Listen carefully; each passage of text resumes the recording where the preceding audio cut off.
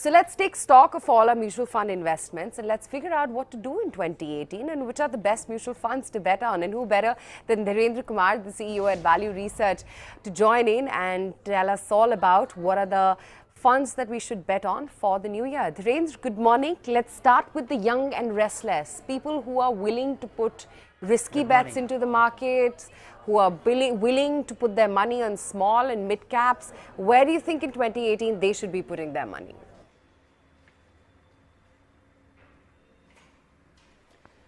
Of course, I really don't want to comment on, who should, if an investor has decided that he is, willing to take downside in the entry and want to, maximize his return, mid cap and the small cap fund are the way to go.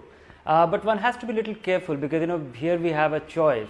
And the range of return, the return that you derive from, the best mid or small cap fund and the worst mid and small cap fund can be very wide. So one has to be a little careful. I think, investors should consider this. One rule which I would say that, it is an accumulative vehicle. Being regular investor actually benefits because, you are able to average and even if you have sizable large amount of money, large sum to invest, you should still spread it over a period of time. So consider your options, in small and mid cap fund. If I have to choose some, then I would say, the principal emerging blue chip fund looks very promising, a very high quality, fundamentally guided portfolio. That's one. SBI mid cap, which is focused on turnaround situations, some structural growth stories. That's another, looks very promising. And the other one which comes to my mind is, L&T mid cap. This has been one of the most consistent ones. And also, it's largely tilted to mid cap, but always, had fairly, nearly a third of the portfolio is always in small caps. The second category, Dhirendra, when it comes to the second category of what should one be investing, what should one look at?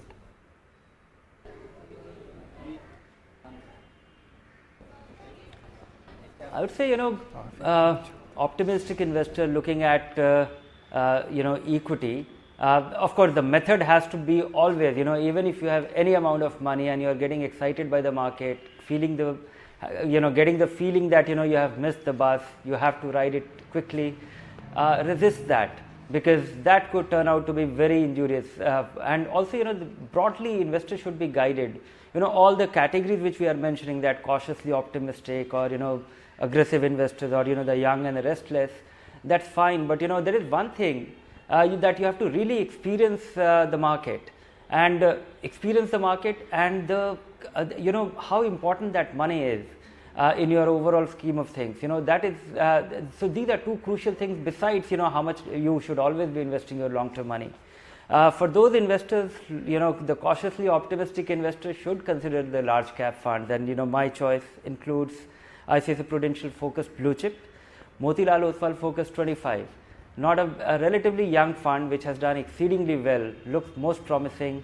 It's not hugging the benchmark at all and limits its portfolio to only 25 stocks.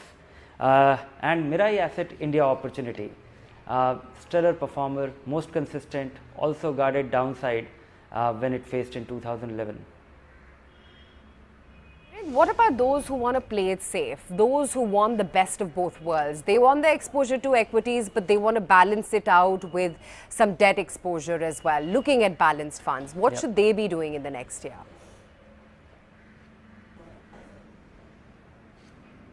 I think most investors need, even, the other two categories which I have mentioned. In fact, those investors should also, those kind of investor, if they are investing for the first time, they should always start with a balanced fund.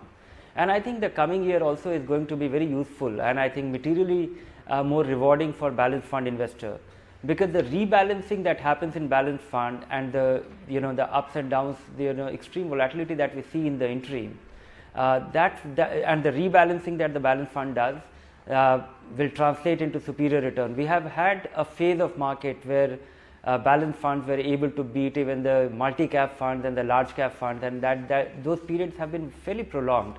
That apart, yes, it is a steady take on growth. So consider balanced fund. Most investors' need gets fulfilled by this. My selection includes Aditya Birla Sun Life 95, among the oldest, consistent and fairly predictable equity portfolio. HDFC balanced, great returns, and it has been very different from the pack of HDFC equity funds which struggled. And ICICI Prudential balanced, a fairly conservative portfolio, and over any time period, on any 3-year time period, it beats all others.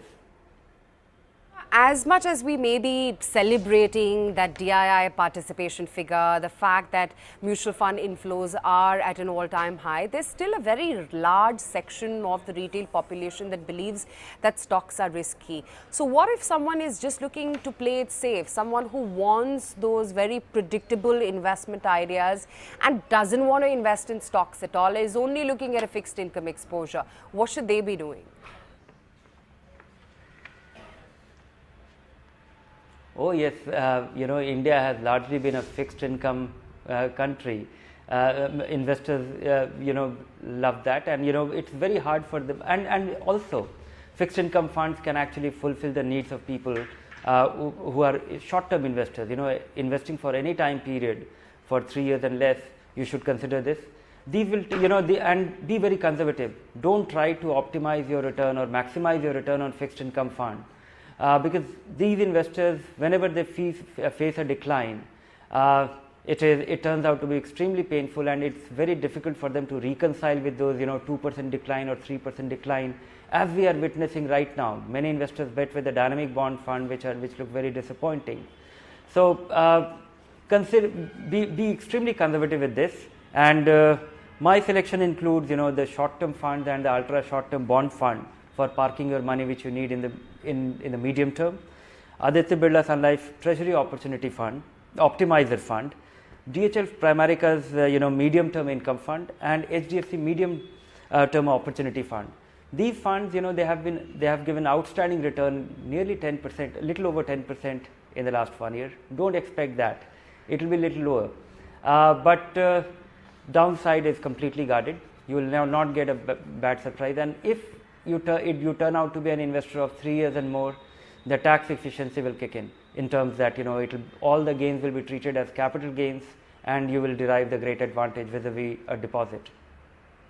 Go through the categories once again. Young and restless, for those who are, let's say, taking a plunge in this category, what should be the return expectation? What should be the risk in percentage terms, if we can talk about it?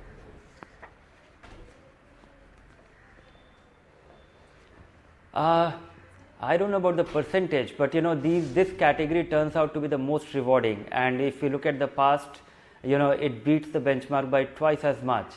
So if you are optimistic about the market, and averaging will actually optimize your return further.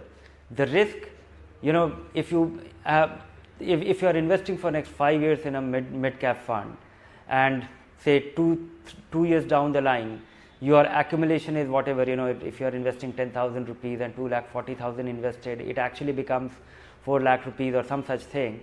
And so be ready for a 60% decline in a month's time, and it happens quite often. We have witnessed, if I recall 2008, the 70% decline in the small cap fund was quite stomach churning. So those are, of course, I don't anticipate at 2008 the convergence of all the bad news and a great coincidence where everything happened at the same time. But be prepared for that and try to benefit from that. The only way to benefit from that is be regular investor, never invest lump sum. Oh yeah, absolutely. But Dhirendra, you know, if one is looking at picking out a particular kind of funds for 2018, while mutual funds, of course, should be an instrument wherein you regularly, systematically, monthly put in money, not in lump sum for at least 5 to 10 years. That's an ideal scenario. But if in the more short term, one is looking at the next, say, 1 year, for instance, would you say that fixed income is a safer bet, or would you say it would continue to be equities which would make you more money?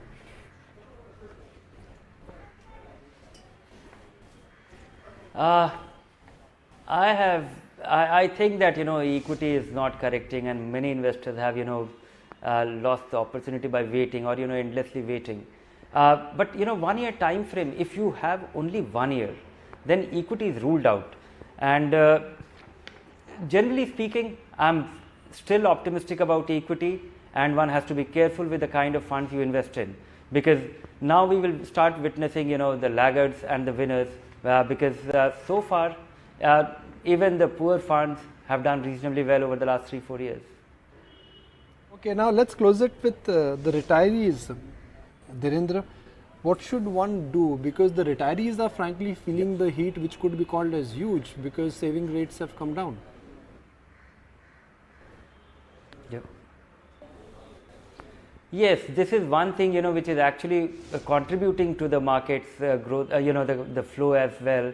And for them, it is a necessity. I don't think it is a matter of choice for retirees to avoid equity, because if you look at, you know, the decline in interest rate, it looks like, you know, 1.5%, 2%, but interest rates coming down from 9 to 7 for them effectively translates into, you know, a 30% decline in their income.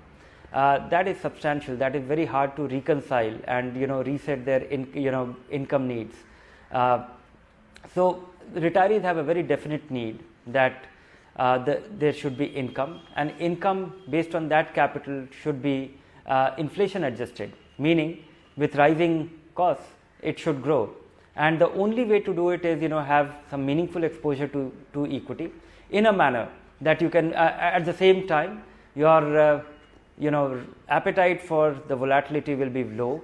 If you see, you know, you can't really be investing in the small and the mid caps where you see a blow up of 50% for 1 year, and that is the time if you're pulling out, you eat your capital. So that drawdown can actually be a devastating thing for retirees. So for them, I think, you know, the simplest way is consider the equity income funds.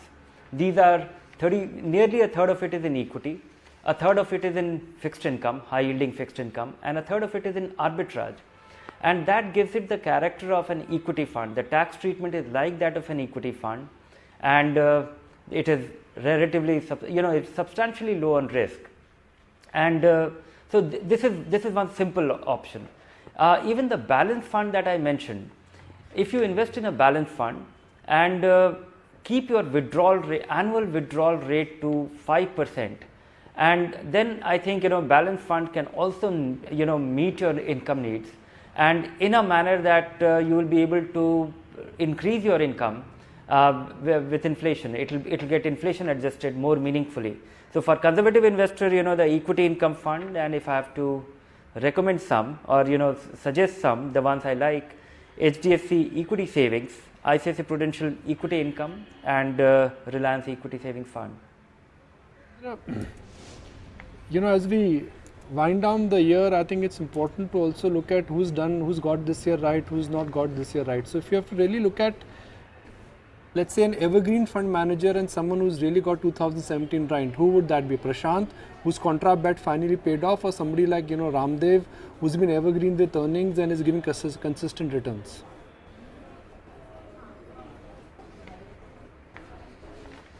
I would clearly choose Ramdev, because, you know, he actually reflects clarity, didn't get distracted. So has been Prashant, but I think, you know, because it still has to, you know, gain ground.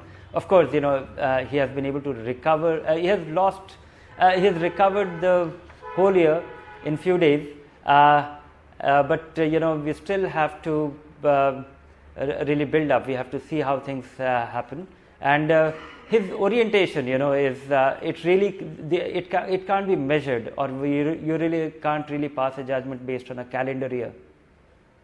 And on the fixed income side, Dhirendra, because that's where again this has been a very It's been a year where you made money by first betting on the long end, then on the short end. So it's been a dubious year also, or tricky year for fixed income fund managers also.